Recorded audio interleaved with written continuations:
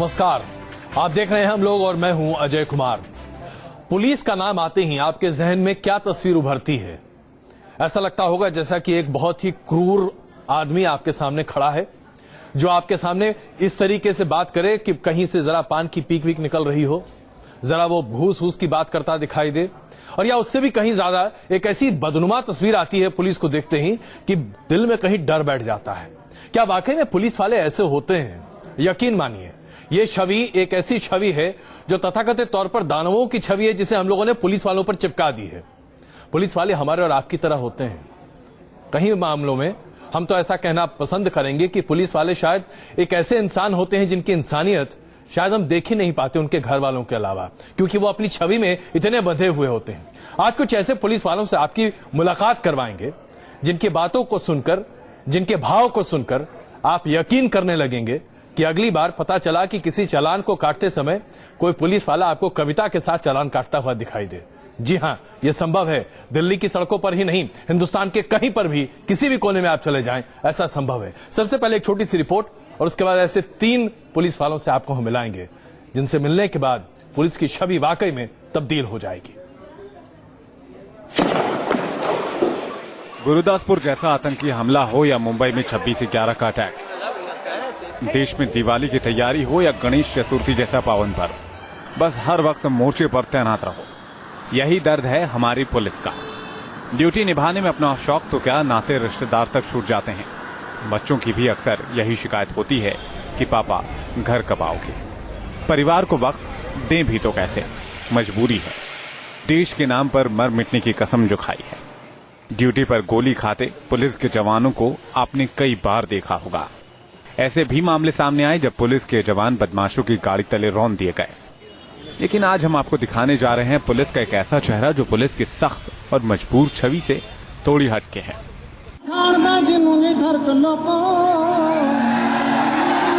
ये है पंजाब पुलिस में काम कर चुके बलदेव सिंह। बलदेव को गाना गाने का शौक है। ये अक्सर पुलिस के कार्यक्रमों के दौरान भी गाते हैं, लेकिन मुश्किल ये हो रही है कि सख्त ड्यूटी की वजह से इनका ये शौक दम तोड़ने लगा है। बलदेव अकेले ऐसे नहीं जिन्हें ड्यूटी की वजह से अपने हुनर का दम घोटना पड़ा,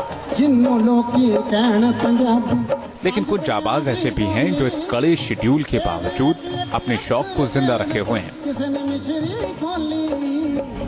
इन्हीं में से एक हैं दिल्ली पुलिस में इंस्पेक्टर पद्मेंद्र रावत।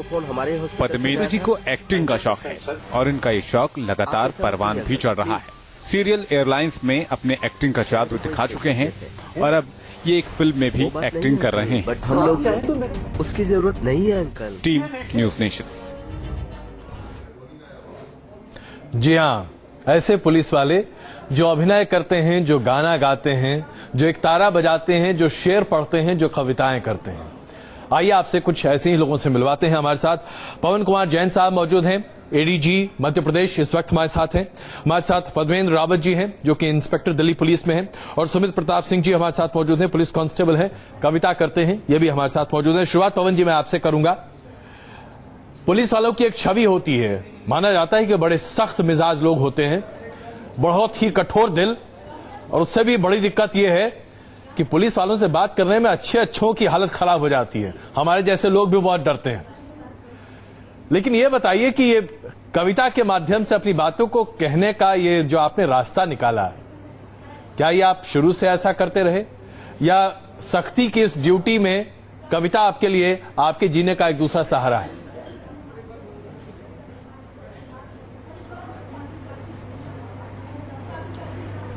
देखिए, मैं ये मानता हूं कि पुलिसकर्मी भी एक इंसान होता है। वर्दी पहनने से उसके अंदर की इंसानियत खत्म नहीं हो जाती जी। और इसमें जितने कड़वे अनुभव होते हैं, खट्टे अनुभव होते हैं, जीवन के वो सारे दृश्य आपको दिखाई देते हैं जो सामान्य व्यक्ति को नहीं नजर आते जी। तो अगर कहीं मन में कोई स्वांतः सुखाय होता है, कोई बात आपको दर्द लगती है, तो वो कविता के रूप में निकलती है। मैं उसको कभी कभी जब मैं मंचों पर जाता हूं तो लोग मेरे से पूछते हैं कि पुलिस और कविता, तो मैं इन पंक्तियों के माध्यम से ही अपनी बात कहना चाहता हूं जी। बंद हो थाने के पट, ऐसा कभी होता नहीं। बंद हो थाने के पट, ऐसा कभी होता नहीं। शहर सोए चैन से, बस इसलिए सोता नहीं। कर्म पथ में है मिले मुझको मगर कांटे बहुत, आदमी हूं कैसे कह दूं मैं कभी रोता नहीं। क्या बात है, क्या बात है। तो मैं ये मानता हूं कि अगर हमारे अंदर का दर्द है और वो व्यक्त होता है कविता के रूप में जी, तो वो पुलिस के अंदर भी कविता होती है, आदमी के अंदर भी कविता होती है, और जो आप देखते हैं उसको कविता के रूप में दिखाना भी चाहते हैं। जैन साहब, आपने अभी जो पंक्तियां सुनाई उससे आपके कवि हृदय का परिचय तो मिला, लेकिन जब बड़ी विषम परिस्थितियां होती हैं और खास करके विरोधाभास जैसी स्थिति होती है, आपको समझ में नहीं आता चीजों को कैसे करें। कई बार लोगों के सच और झूठ का फर्क करना भी हम आम इंसानों के लिए बड़ा मुश्किल होता है। आप लोग को भी ऐसी पशुपेश में कई स्थितियां आती होंगी, तो कैसे आप अपने आप को उसमें सुलझाते हैं और ऐसे कुछ वाकये आपके सामने आए जहां आपका मन कुछ और कहता रहा और फर्ज और ड्यूटी कुछ और?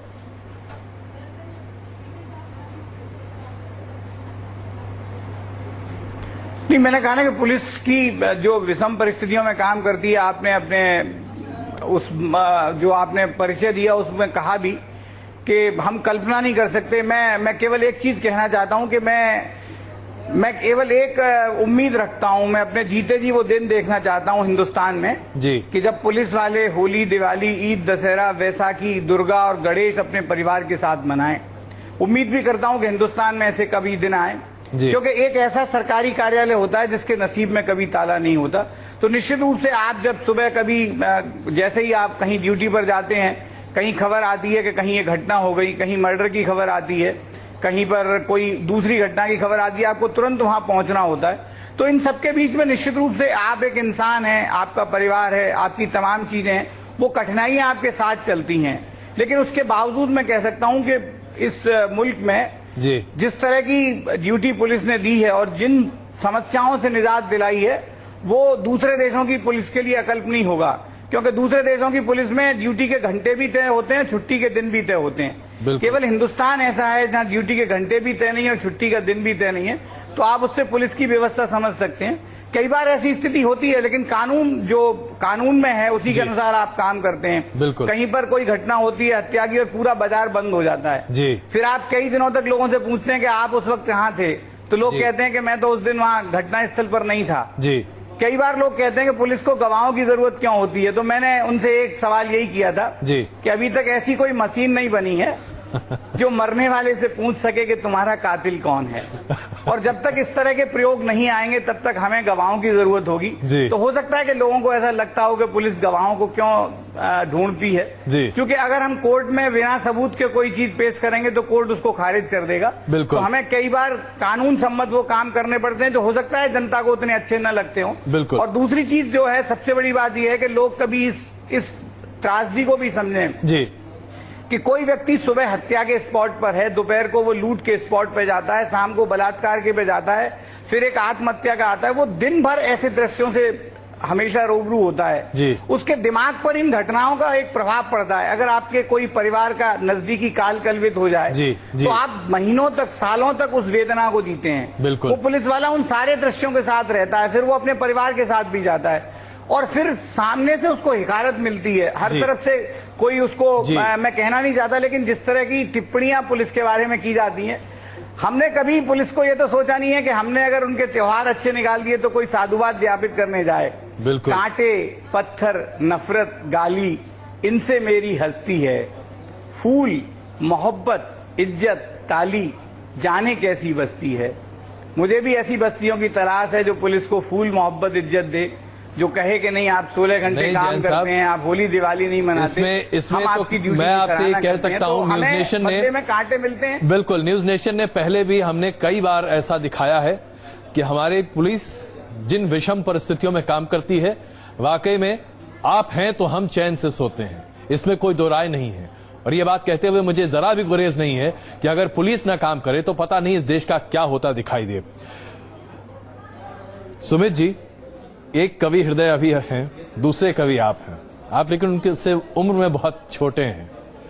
आप कुछ ऐसी बात सुनाइए जिसे सुनकर जैन साहब को भी लगे कि हाँ बात है। मैं पुलिस के बारे में जो जनता जो व्यवहार रखती है, तो उसमें मैं कहना चाहता हूँ कि पुलिस वाले किससे आते हैं, जनता के बीच से ही आते हैं ना। तो अगर जनता पुलिस के साथ अच्छा व्यवहार नहीं करेगी तो आप यही सोचिए एक दिन अगर पुलिस काम ना करे तो यही बात जरा अपनी कविता के माध्यम से कहिए ना। खैर मैंने कविताएं लिखी, मैं आज से रचनाएं लिखता अरे तो हूं। उससे बेहतर तो कोई चीज ही नहीं हो सकती, क्योंकि उसमें जो चुटकी आप लेते होंगे, पता नहीं हम पत्रकारों की कितनी बैंड बजाते होंगे आप। पत्रकारों की, खैर पत्रकारों का काम भी पुलिस की तरह है जी वो भी हमने देखा है कि 24 घंटे जनता की सेवा में लगे रहते हैं। जी तो वैसे मैंने आज से व्यंग लिखा है। जी विनती मेरी छोटी सी सुन लीजिए भगवान, विनती मेरी छोटी सी सुन लीजिए भगवान, अगले जन्म में प्याज बनूं या बनूं टमाटर महान। क्या बात है।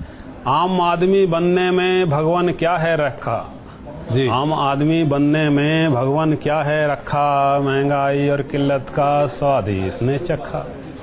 हर सरकार ने ही मुश्किलें इसकी बढ़ाई हैं, हर सरकार ने ही मुश्किलें इसकी बढ़ाई हैं, भारत में मजे से घूम रही गरीबी और महंगाई है। क्या बात, क्या प्याज बात है। टमाटर बनके मौज खूब मनाऊंगा, प्याज टमाटर बनके मौज खूब मनाऊंगा, जन जन के हाथों से मैं इस दिन पूजा जाऊंगा, जन जन के हाथों से मैं इस दिन पूजा जाऊंगा। नहीं, आजकल बहुत प्याज महंगा है, 80 रुपए किलो बिक रहा है साहब। तो आपकी ये कविता तो बड़ी एकदम सटीक बैठ रही है प्याज के ऊपर। प्रधान जी सुना, आप गाना बहुत अच्छा गाते हैं साहब। इससे आपके अभिनव का तो हम थोड़ा सा वो नमूना देख चुके हैं सर। तो एक बढ़िया गीत हो जाए ताकि प्याज को भी लगे कि टमाटर को जरा कंपटीशन दे रहा है वो। जी सर, ऐसा है कि मेरी जो शुरुआत हुई जी स्कूल के बाद, फिर कॉलेज में, फिर मैंने 1988 में मंडी हाउस ज्वाइन किया, थिएटर। जी नेशनल स्कूल ऑफ ड्रामा के मोहन उप्रेती जी थे डायरेक्टर, उनके साथ तो हमने वहाँ पर ओपेरा की तालीम ली। तो ओपेरा में हमको ये सिखाया जाता था कि भाई पेट से गाना है जी, और थ्रो आपका सही जाना चाहिए जी। तो ओपेरा फॉर्मेट में क्या होता है कि आपको जो पूरा प्ले है वो गा करके ही करना है जी। तो मैं एक 2 लाइन सुनाता हूँ आपको जी। इंद्र अगर आप सभा। खड़े होना चाहें तो खड़े हो जाइए। हाँ, कोई बात नहीं। आइए आइए खड़े होके, हाँ जरा उसमें दम जरा अच्छा दिखाई देगा ना। इंद्र सभा जी, है और जी। इंद्र जी का दरबार लगा हुआ है। जी। तो इंद्र जी गाना गा रहे हैं, गा करके परियों को बुला रहे हैं। राजा हूँ मैं कौम का, इंद्र मेरा नाम, बिन परियों की दीद के नहीं मुझे आराम। राजा हूँ मैं कौम का, लाओ परियों को मेरी जल्दी जाकर, हाँ बारी बारी आन कर मुजरा करे यहाँ। राजा हूँ मैं कौम का। अब जैसे उन्होंने बुलाया तो एक एक परी करके आती है, जैसे अब सावन का महीना भी है जी। तो परी गा रही है। बिन पिया घटा नहीं भाए, बिजुरी की चमक डराए, रुत बरखा की आई गुइया, रुत बरखा की आई गुइया, को उसको समझावे जावे, मोरी ओर से कह दीन सजनी, को उसको जाकर समझावे, बिन पिया घटा नहीं भाई। बिल्कुल, वाह वाह वाह। तो इस तरह से क्या बात है, आपने तो एकदम दिल मोह लिया। इसी के साथ हम यहाँ पर बस रुक रहे हैं चंद लम्हों के लिए, बने रहिए हमारे साथ। अगर ऐसे पुलिस वाले आपको मिले किसी रेड लाइट पर जब आप ट्रैफिक जंप कर जाएं, 50 रुपया 100 रुपया क्या 500 रुपया आपने दे दे और कहे सर एक गाना और, तो बस बने रहिए हम लोग में, तुरंत वापस आ रहे हैं।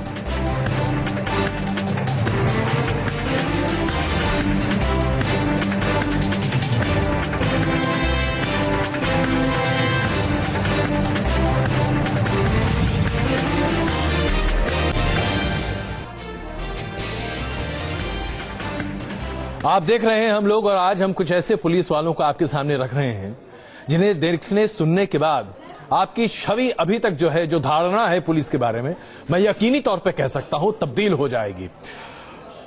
पदेंद्र जी, अभी जो आपने गीत गाया वाकई में मन मोह गया हम सबों का। मुझे लगता है कि जैन साहब भी वहां मध्य प्रदेश में बैठे बैठे बहुत मंत्रमुग्ध होंगे।